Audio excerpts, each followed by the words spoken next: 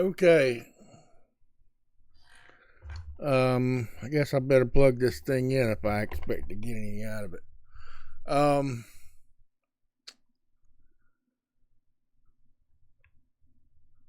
the White House, again, expanding migrant operations center to naval station Guantanamo Bay to full capacity. We have used Guantanamo Bay for prisoners,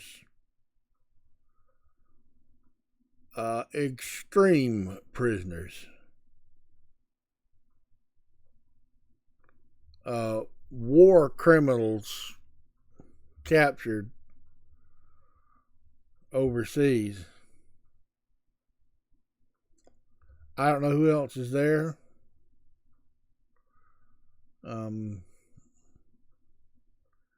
Could be just a bunch of plain old people who were watching TV before. Whether or not that's who's there now, that's who's about to be there. Now, I haven't read this article yet, and I was planning to make my third news ramble, but I came immediately to this. I want to say right now that I don't want to live in a world where thousands of people who were just watching TV a few minutes ago are arrested, gathered up, and somehow or another we have enough planes to send them all to Guantanamo Bay.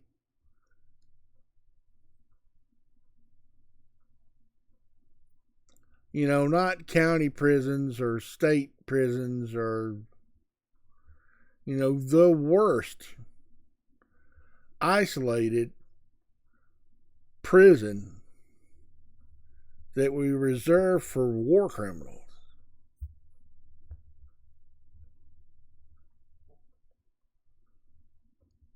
I know people who are immigrants, and they're just sitting at their house eating dinner or watching TV or standing on the street corner waiting for the construction brigade to hire them today. And they have babies and wives, and they're just trying to bring home a loaf of bread. And now somehow or another, you're just gonna gather them all up and get all the military planes to haul them to Cuba? Donald, you're out of your mind. You're out of your mind. Do you think the people in the United States will stand for that? Is it your goal to start a civil war?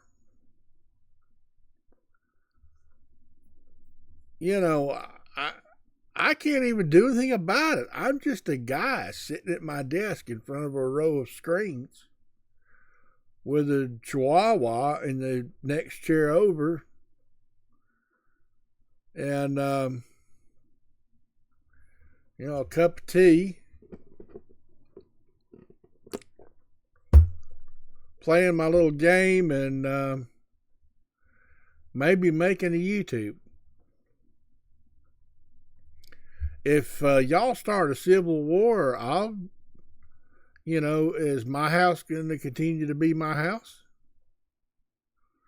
Who's gonna be at the door with a gun telling me to you know, get hauled off or hand over my refrigerator contents. Give me your key. We need your car to escape or to chase after the immigrants that were watching TV, but we started shooting at them. You know, I don't know. I can make up 100,000 scenarios, but I do know if y'all start a civil war, I'm just totally unequipped to do anything about it except just die. So I'm afraid that I'm living in a world in which, in the very near future, I'm just going to be dead. So I guess I don't have anything to lose by making another YouTube video. So I have a feeling this whole article, reading it, is going to make me sick. But here we go.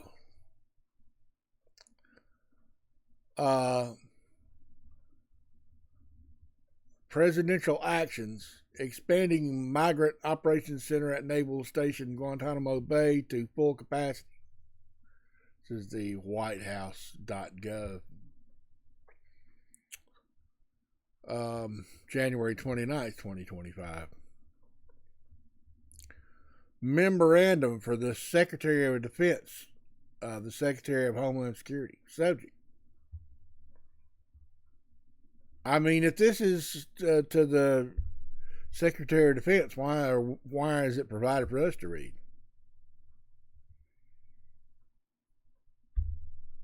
Is it a scare tactic? I wonder. Subject: expanding migrant operations center at Naval Station Guantanamo Bay to full capacity. It's not even that long. I thought it was going to be longer. Remember, the one we read yesterday was long. I hereby direct the Secretary of Defense and the Secretary of Homeland Security to take all appropriate actions to expand the Migrant Operations Center at Naval Station Guantanamo Bay to full capacity to provide additional detention space for high-priority criminal aliens unlawfully present in the United States, and to address attendant immigration enforcement needs identified by the Department of Defense and the Department of Homeland Security. This memorandum is issued in order to halt the border invasion, which we don't have, dismantle criminal cartels, and restore national sovereignty. National sovereignty, which we do have. Criminal cartels, you're not going to dismantle. However many of the cartels you arrest, I guarantee you their brothers will be behind them to continue the operation of the cartel.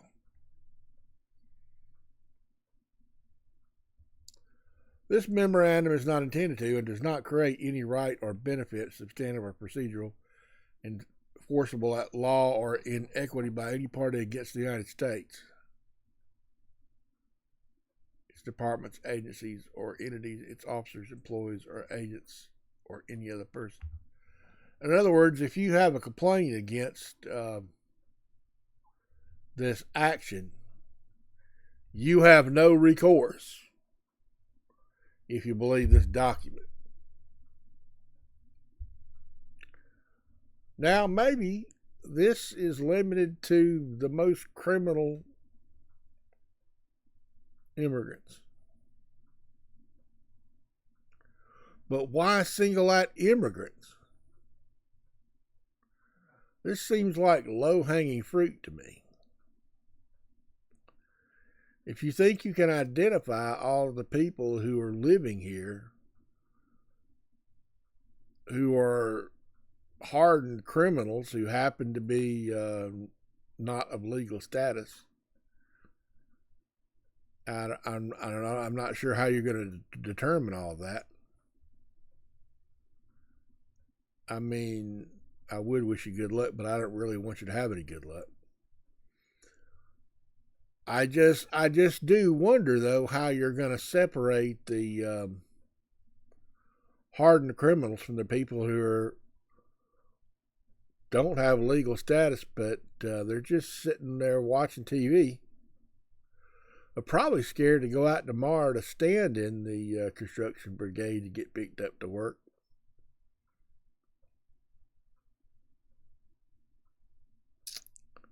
I mean, if you know where the immigrants stand to get picked up for work, you could probably just go arrest them all. I don't want anybody to think that I'm giving law enforcement any ideas they don't already have, because I think that'd be pretty obvious. So, I mean, I say it's low hanging fruit. There's no chance in hell for any of these people to live their life in peace if you're going to round them up. Like I said, this is just not the world I want to live in. So it was not a very long fucking article. So I guess I will have time to rant about something else. So I don't know what. I don't know how my life goes on from this point. Just like always has. While I have to worry about and be depressed about all of the people who just are plain old people that just get arrested. See, I don't know how you're going to decide whether the people you pick up who are undocumented immigrants, or if you want to call them illegal. I don't think there are any illegal people, but how do you determine just the plain old folks who weren't bothering anybody and between them and the hardened criminals? You just err on the side of carrying everybody you can find who's not a citizen off to Guantanamo Bay. I mean, that would surely take more airplanes.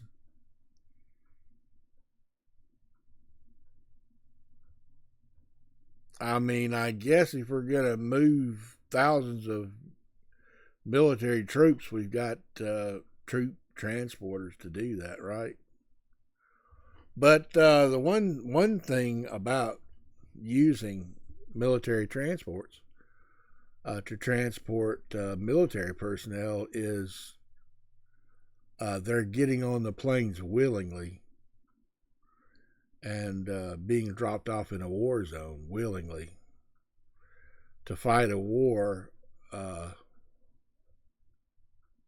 to supposedly protect the interests of the United States so that we can remain free citizens. But you're not doing that, President Trump.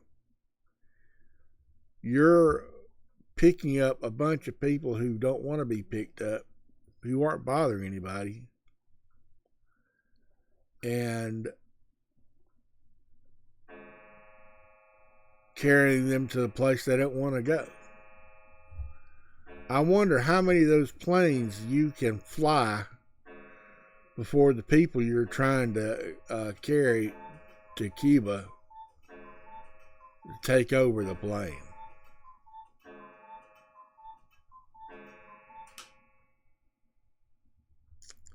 It's 12 o'clock, by the way.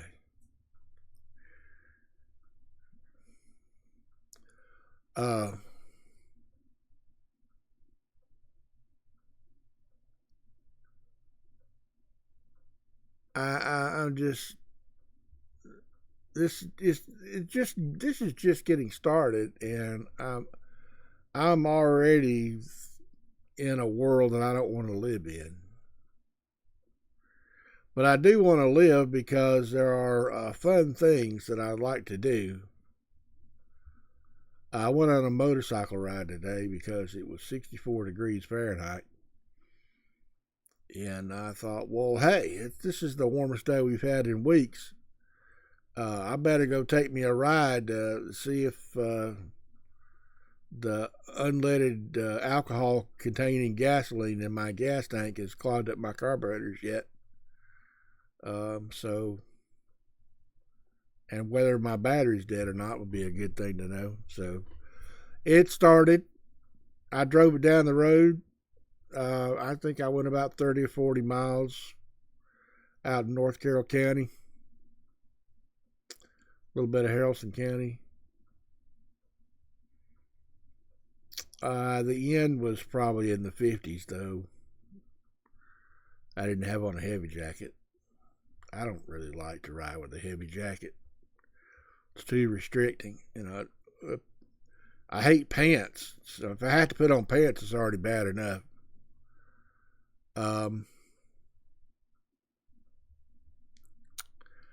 I don't know how much longer I'll be able to buy a tank of gas to go cruising around on my motorcycle. I understand the price of eggs is not going to go down like Trump promised us. I didn't vote for him anyway, so I didn't expect the price of eggs to go down. But it would be nice if the price of eggs went down. I have a feeling that a lot of things are fixing to go up right now.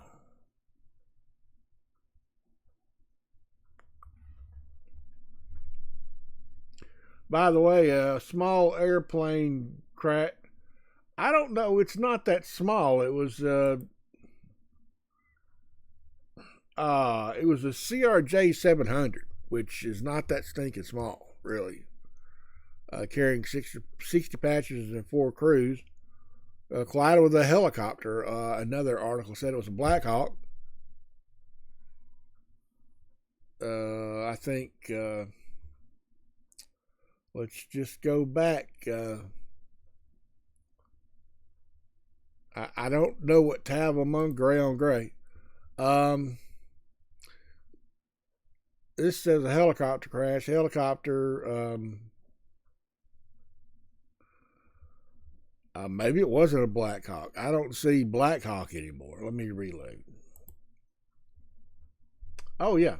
Fatalities confirmed after passenger plane crashes with Army Black Hawk.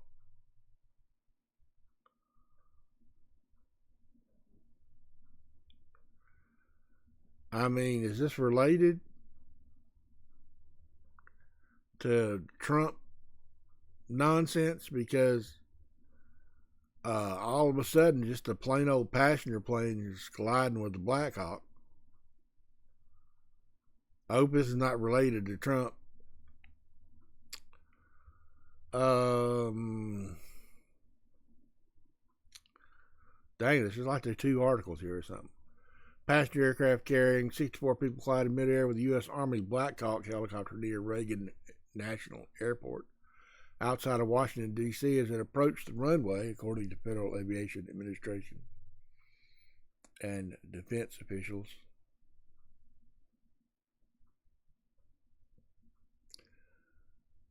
Fatalities have been confirmed. Rescuers have not yet pulled any survivors from the water, so they went down in the Potomac. Says the plane is in pieces in the water and the helicopter is in the water nearby. Plane, American Airlines Flight 5342 with 60 passengers, 4 crew members on board, had departed from Wichita, Kansas. According to the airline, 3 soldiers were on board the helicopter, which is a training flight, officials say. All takeoffs and landings have been halted at Reagan National Airport.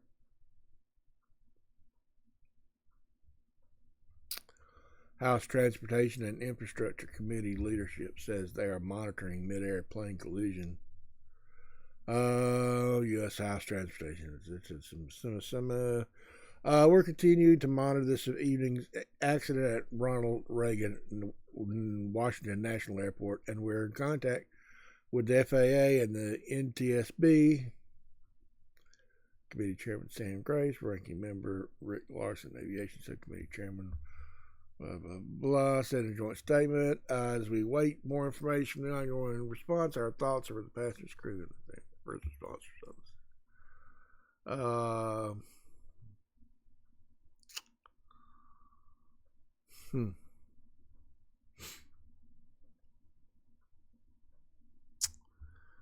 Well, I mean, it just seems like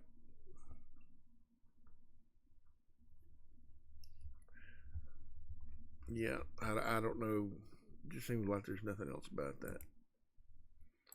Um,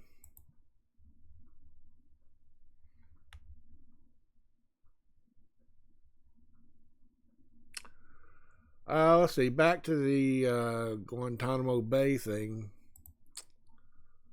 Priscilla Alvarez explains what. Today, I'm No. also signing an executive order to instruct the Departments of Defense and Homeland Security to begin preparing the 30,000 person migrant facility at Guantanamo Bay. Most people don't even know about it. Bullshit. We have 30,000 beds in Guantanamo to detain the worst criminal illegal aliens threatening the American people. Just for some context here, Guantanamo Bay does. Anyway, I would like to know that these are just news stories that I can read. But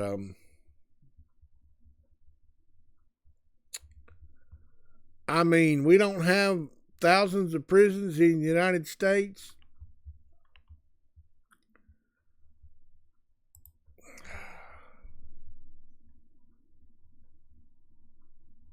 Hegseth touts Guantanamo Bay as the perfect spot to house migrants.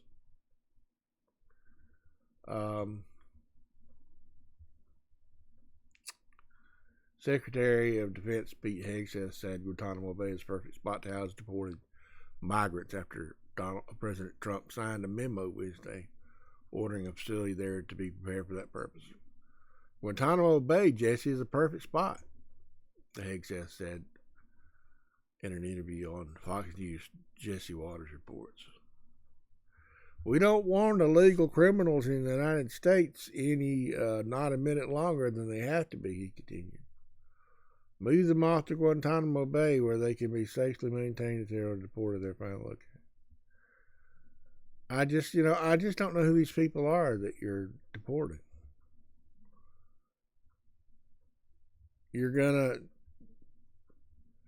memo Trump signed directs the Department of Defense and the Department of Homeland Security to prepare a 30,000 person migrant facility at Guantanamo Bay, a facility in Cuba that has been used to house military personnel, prisoners, including several involved in the 9/11 attacks. Asked whether Guantanamo Bay can accommodate 30,000 people, Hegseth said, absolutely we can, and we can plus that up very rapidly. How many airplane flights of prisoners at gunpoint are we hauling off? 30,000 people.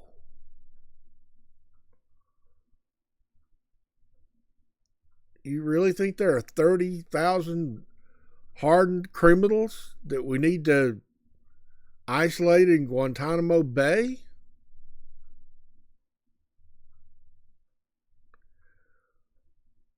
How many prisoners have we ever had at Guantanamo Bay? That's a good question, isn't it? Let's see, what was the maximum number of prisoners ever at Guantanamo?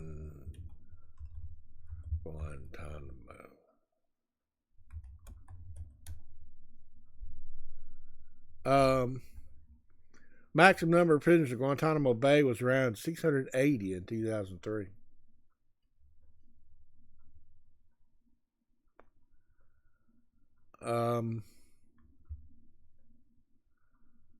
The DOD first kept secret the identity of the individuals held in Guantanamo, but after losing attempts to defy Freedom of Information Act, Western and Associated Press, the U.S. military officially acknowledged holding 779 prisoners at the camp.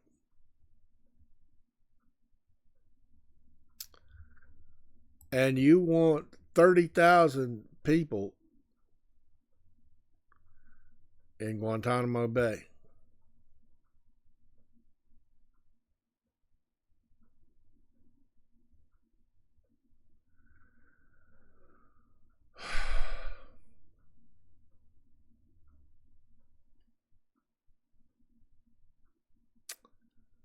He said, in fact, in the 90s, tens of thousands of Haitian and Cuban migrants stayed there as part of a crisis.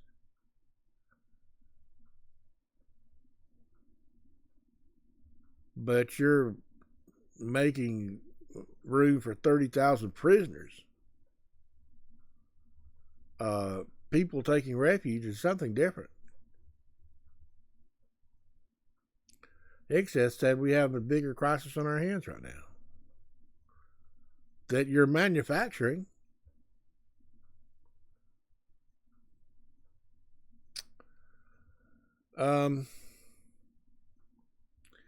declared a national emergency at the southern border, deployed military assets to the border, reinstated policies limiting pathways to asylum, and paused the refugee program. The Trump administration has also ramped up deportations. Where do you move them, Hicks have said. I mean, let them continue to sit in front of their TVs. I tell you what, no one's going to be waiting on the Defense Department. We're going to lean forward. The Defense Department. This doesn't sound like you're defending the United States. So we feel great about this plan yet. We know we can execute it. The Defense Department is prepared to do everything we can. We just laud DHS and ICE for what they've done, and we're coming alongside them to make sure we protect the American people. I feel like the American people are partly a bunch of people that you intend to arrest. That's not the world I want to live in, Mr. Higgs said. This is all very grim. I don't like this. This is not good. This is not a progressive Western world.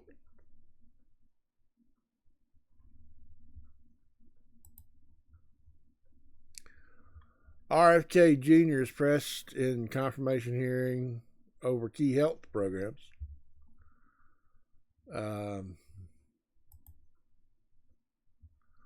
Let's see.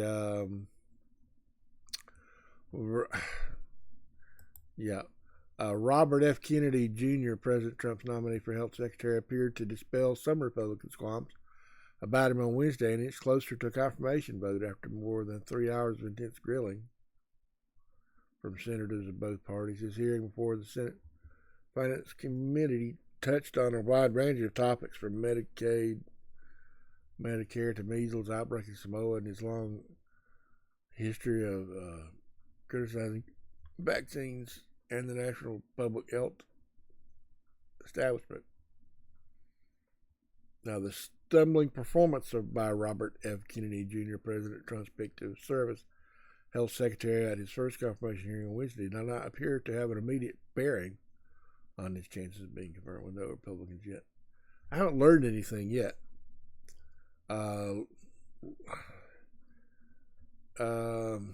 Can't lose any more than 3 Republican votes. It's not clear whether the Democrats unanimously oppose him. I was kind of hoping you're going to tell me the stuff that he said.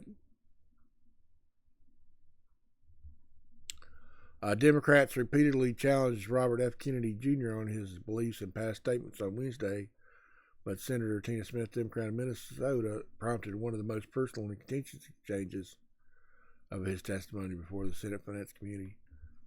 Ms. Smith, peering seriously at Mr. Kennedy over the top of her glasses, quoted from a 2023 episode of the podcast Club Random with Bill Maher, in which she said Mr. Kennedy seemed to blame school shootings on the use of antidepressants.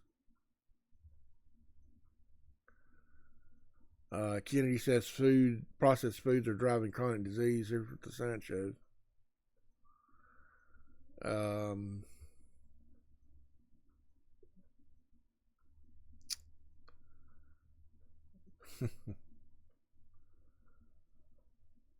Well, I mean, you can buy lettuce and tomato. which I think is relatively harmless. Eggs are relatively harmless. Is the price of those going down, by the way? We need to fix our food supply. The number one thing you say? I don't know. Ask the Defense Department. They seem to think the number one thing is arresting a bunch of people and taking them to Cuba.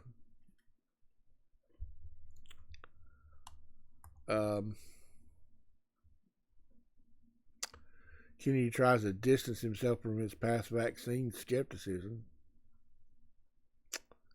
Robert F. Kennedy Jr. was hammered by a number of Democratic senators for his history of activism against certain vaccines that they argued contradicted his most recent remarks.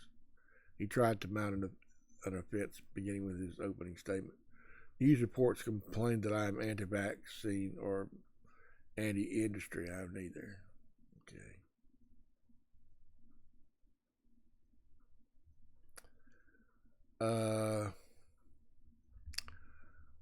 I don't know.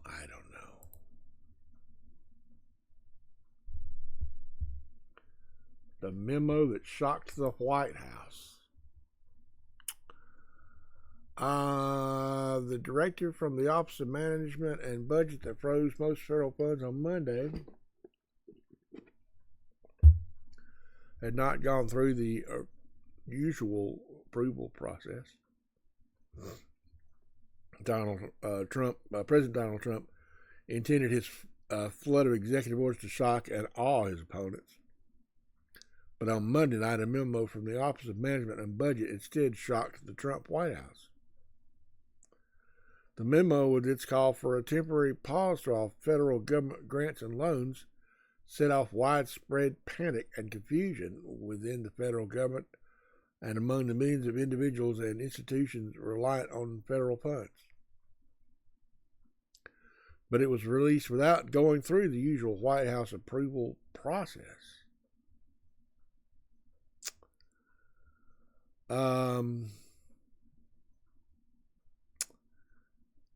The memo was produced by the Budget Office alone, which failed to get proper sign-off from the White House, according to a senior White House official and a second person familiar with the memo. The team headed by Trump's Deputy Chief of Staff for Policy, Stephen Miller, had requested to see the memo before it went out, but OMB never sent it over, these people said.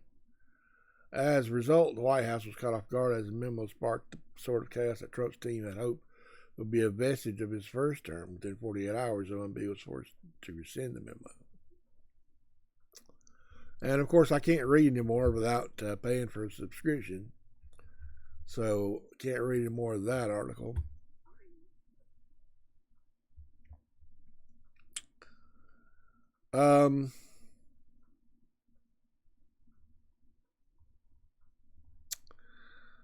Yeah, I'd like to read about NASA and Bennu and some asteroids that are coming. And let's see. Trump asked Elon Musk to return 2 Starliner astronauts from the ISS for NASA, but they already have a SpaceX ride home. So we heard, but you know, I have been wondering for a while, when will these guys actually come home?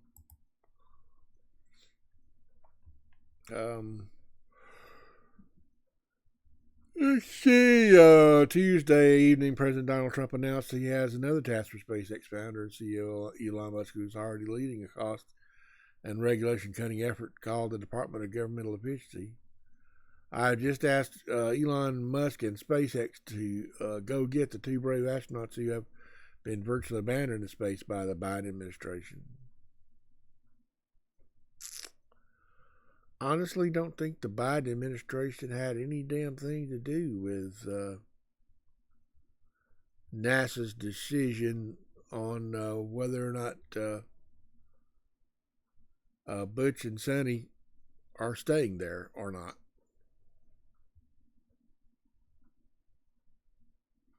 It's NASA decided. They've been waiting for many months in space station. Elon will soon be on his way. Hopefully, I mean, their ride is already scheduled.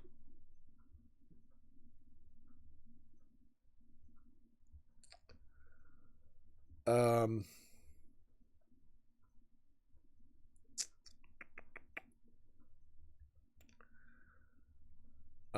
does it tell you any more about when they're supposed to?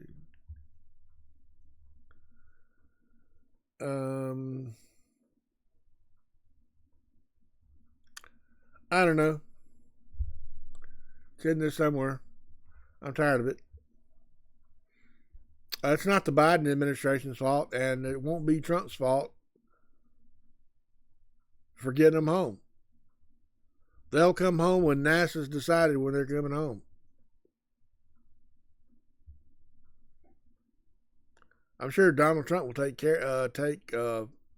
credit for it, and probably somehow or another he'll have Elon Musk take credit for it.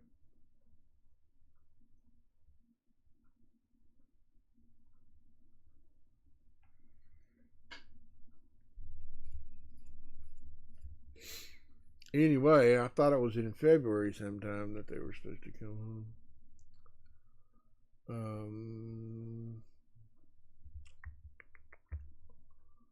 Blah, blah, blah, blah, blah.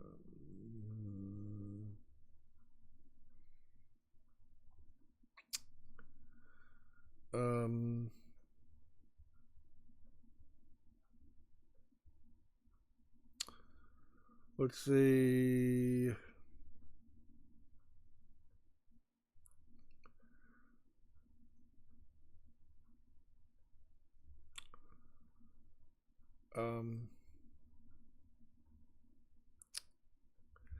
Yeah, I didn't see it. Good luck, Butch and Sonny.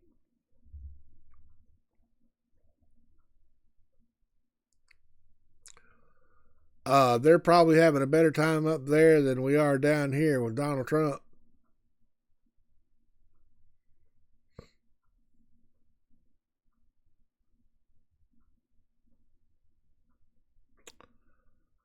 I just worry whether or not another leaky Soyuz module will cause trouble up there. For I guess you can just shut the hatch.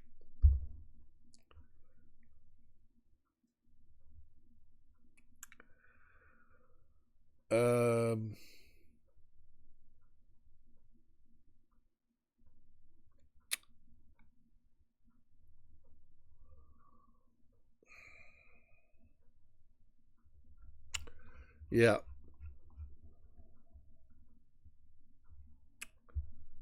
I guess that's it.